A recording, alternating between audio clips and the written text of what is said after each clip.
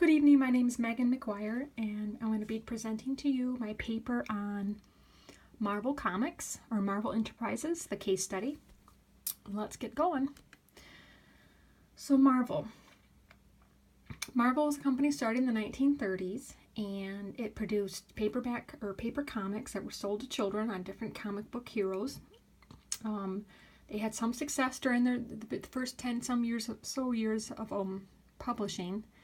Along with their rival DC Comics, Marvel Comics. DC Comics was the one that created Superman in the 1920s, and Batman, and other things that were also very famous. Both of the companies kind of suffered. What happened was they considered comics to not be the best thing for children to spend their time with, so sales plummeted. And I think also the invention of more radio programs and also probably television during the 1950s helped with that slum. Along came the 1960s. Marvel was able to acquire an editor and writer, and also he made a lot of the cheap decisions, Stan Lee, and an artist, Jack Kirby. And the two of them were able to really make Marvel kind of what it is today. And these two guys were the ones that created Spider-Man. Now, I'm sure that most of you all have seen the Spider-Man movies. I mean, it was a pretty exciting event. Spider-Man, that they were able to create them. They took Spider-Man, the storyline behind Spider-Man, and took it to a new level. Not only did Stan Lee and Jack Kirby were able to create this kid next door, Peter Parker, into this superhero, which was a spider-like man who would help, who would be the hero for the world around them in New York City. But they were able to take a storyline and create all these different comic books that they were able to sell every month or so. And it took the company to the next level. With Spider-Man, they were able to produce different movies. They were able to make movies, props, and all these other things that were really important. So with this case study, what we're going to do is we're going to look at Spider-Man, and then we're also going to look at some of the other characters that Marvel has been able to create that have been very popular. And examples are like X-Men, the Hulk, Blade, Daredevil, Electrica, the Punisher, Captain America, Thor, Silver Surfer, and that's sort of some of the main characters that are really popular. What they did is, one thing they do well, Marvel, is they create these characters and they let other companies take these characters to different levels.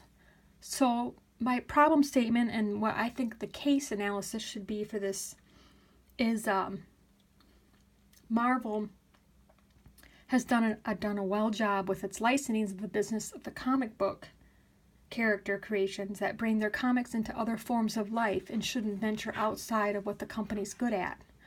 Marvel should take the capital that they've earned from the huge achievement of the Spider-Man movie, along with the many other forms of movie-themed products, and not use these funds to venture outside of the licensing business and move into the movie business. That's what the case analysis says. CEO had to make a decision. In my opinion, he should continue to do what he's really good at. Let's explain some of the things that they're good at. Publishing. At the time the case study was written in 2005, Marvel has maintained an aggressive publishing schedule of about 60 periodicals each month, to about 100 to 300 graphic novels published each year. These published works from Marvel can be purchased in 3 distribution channels: the specialty comic book stores, direct market, traditional retail stores like mass market, and a subscription service. Sales on Marvel's publishing division at the year end of 2003 was estimated to be $52 million in direct market, $9.1 million in mass market, and $2 million in subscriptions. Basically, people really like to go and buy these comic books.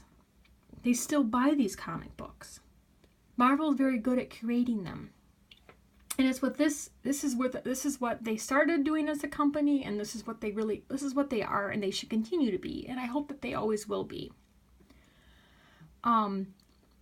It's inexpensive for Marvel to create a character, and send it out to the newsstands and see if it does well. If it does well, they can develop and grow the character. If it doesn't, they can cut it.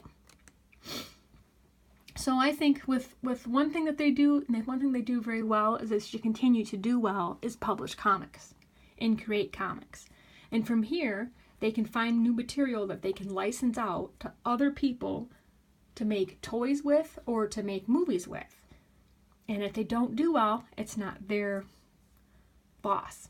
The toy division, as we know, as we all read it in the case study, is that the company was purchased in the late 90s because they were in bankruptcy from Toy Biz, a toy company. This company actually was a great move for them because they actually took Marvel out of bankruptcy and they did something they're also good at, and they make toys. Marvel, it's kind of interesting because of this, they were able to take their expertise and their knowledge, pass it on to somebody else who wants to produce the toys. Because the Marvel team has experience in that, they were able to lend out their knowledge, but let somebody else have the inventory and all the things that require when it comes to manufacturing toys. Another win-win. They make money, but somebody else has all the inventory and all the risk. Looking at the data for net sales from the Marvel toy line during the year end of 2003 was around 85.2 million, with licensing agreement to other manufacturers the same year was 79.7 million in net sales, which included toy royalties and fees. A nice example is the Hulk Hands. It is a great toy, and you can still buy it today. I mean, it's something that they have the talent, the team, they already had the character, and they came up with something that coincided releasing the Hulk movie, which somebody else produced, that they got a royalty fee off of. They were able to sell the toys, even though the movie didn't do that well at all. They were able to sell all these toys and make a ton of money off that. So when you're looking at the number side of the licensing, the comic book characters for the movie industry, the net sales of the year end of 2003 was 50.6 million. This entertainment of movie studios, themed attraction, and electronic games. This is what Marvel made off all these different avenues for a movie, but they didn't produce the movie. This is what everybody else is doing for them, and they're getting paid for it. An example of a common revenue sharing agreement is where they participate with film studio as the following: 3 to 7% of the movie studio theatrical gross revenues, and they don't have to do it. I mean, they don't have to produce it. They don't have to put their money out for it. That's my argument for this case. I think they should continue to do what they're good at, and they're really good at making new comic books and continuing their own storylines, and they're also good at having ideas for helping others to create toys. And I think, in my opinion, they shouldn't venture into the movie industry because it's a very risky endeavor. It's very expensive to create CG, and I think it's something that they don't. That's not their history. It's not something the people that acquired the company in the late 90s are good at.